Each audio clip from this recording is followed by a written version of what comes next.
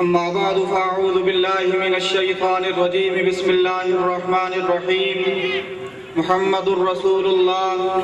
والذين معه أشداء على الكفار رحماء بينهم تراهم ركعا سجدا يبتغون فضلا من الله ورضوانا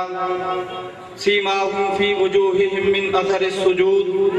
ذلك مثلهم في التوراة ومثلهم في الإنجيل وقال النبي صلى الله عليه وسلم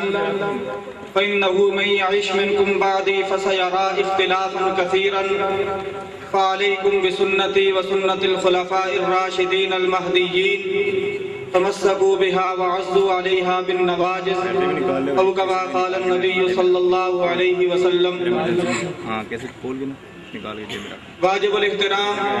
بزرگان محترم اور برادران اسلام، آج کی یہ سالانہ کانفرنس سیرت رسول خلفائے راشدین جس میں آپ سب جمع ہیں، جو کہ ایک عرصہ دراز سے یہاں اسی میدان میں منعقد ہو رہی ہے، آج کی اس کانفرنس میں اسی عنوان کی مناسبت سے مختصراً چند باتیں عرض کروں گا۔ معلوم ہے یہ کانفرنس خلفائے راشدین کے عنوان سے منعقد ہوا کرتی تھی، اگرچہ خلفائے راشدین کا عنوان بذات خود ایک وسیع سمندر ہے، اس مرتبہ اس عنوان میں ایک اضافہ اور بھی کر دیا گیا، سیرت رسول۔ تو اس مختصر وقت میں اس عنوان پر گفتگو کرنا بہت مشکل لگ رہا ہے، چند باتیں عرض کروں گا۔ سیرت رسول صلی اللہ علیہ وسلم وہ وسیع میدان ہے جس کے اتنے انگنت پہلو اور اتنے متنوع موضوعات ہیں، سب کا احاطہ تو بہت دور کی بات ہے، سب عنوانات کا نام یاد کرنا اور نام ذکر کرنا یہ بھی اس مجلس میں نہیں ہو سکتا۔ آقا علیہ السلام کی سیرت کے حوالے سے اتنا عرض کروں گا کہ اللہ نے کائنات انسانی میں آدم علیہ السلام سے لے کر آخری انسان تک جتنے انسانوں کو اس دنیا میں بھیجا اور بھیجنا ہے، ان تمام کی خوبیوں اور محاسن کو اللہ نے ایک ہستی میں سمویا، جس ہستی کا نام محمد عربی صلی اللہ علیہ وسلم ہے۔ کائنات انسانی کے تمام انسانوں کے محاسن، ان کے کمال اللہ نے ایک ہستی میں سمو کر انہیں دنیا میں مبعوث فرمایا۔ یہ بات میں ویسے نہیں کہہ رہا، حضرت قاضی ایاز مالکی رحمۃ اللہ علیہ اپنی کتاب الشفاء میں یہ روایت نقل فرماتے ہیں کہ نبی رحمت صلی اللہ علیہ وسلم نے فرمایا کہ اللہ تعالیٰ نے اس کائنات میں انسانوں کو منتخب فرمایا، انسانوں کو تمام مخلوقات پر برتری اور فوقیت عطا فرمائی، اور پھر ان تمام انسانوں میں اللہ نے قبیلہ عرب کو منتخب فرمایا، اور پھر فرمایا ان اللہ اصطفیٰ من ولد ابراہیم اسماعیل واصطفیٰ من ولد اسماعیل بنی کنانہ واصطفیٰ من بنی کنانہ قریشا واصطفیٰ من قریش بنی ہاشم واصطفانی من بنی ہاشم، کہ اللہ نے ابراہیم علیہ السلام کی اولاد میں حضرت اسماعیل کو منتخب کیا، حضرت اسماعیل کی اولاد میں بنی کنانہ کو منتخب فرمایا، بنی کنانہ کو برتری عظمت عطا فرمائی، بنی کنانہ میں قبیلہ قریش کو، قبیلہ قریش میں بنو ہاشم کو، اور بنو ہاشم میں سے اللہ نے مجھے منتخب فرمایا۔ تو گویا کہ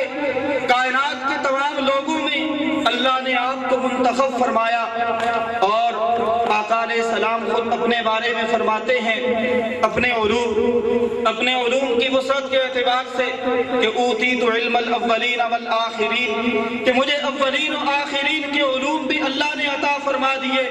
اولین و آخرین کی علوم کو اللہ نے میرے قلب میں سمو دیا ہے۔ یہ آقا علیہ السلام کی ذات مبارکہ ہے۔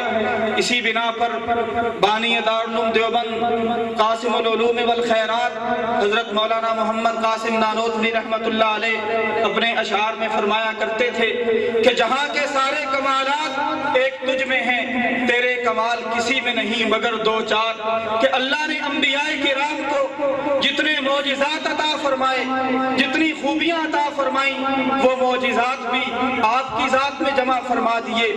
یہ آقا علیہ السلام کی ذات طیبہ ہے کہ اگر آپ اس امت محمدیہ کے نبی ہیں، یہ امت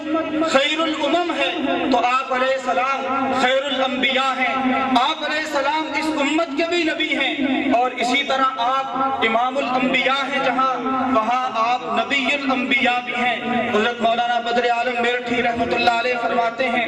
کہ حضور علیہ السلام جس طرح اس امت کے نبی ہیں، اسی طرح آپ نبی الانبیاء بھی ہیں۔ یہ بات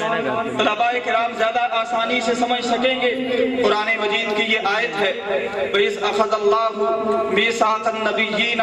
لَمَا آتَيْتُكُم مِّن كِتَابٍ وَحِكْمَةٍ ثُمَّ جَاءَكُمْ رَسُولٌ مُصَدِّقٌ لِّمَا مَعَكُمْ لَتُؤْمِنُنَّ بِهِ وَلَتَنصُرُنَّهُ۔ اس آیت کے تحت مولانا بدر عالم میرٹھی رحمت اللہ علیہ فرماتے ہیں کہ اللہ نے انبیاء کرام سے یہ عہد لیا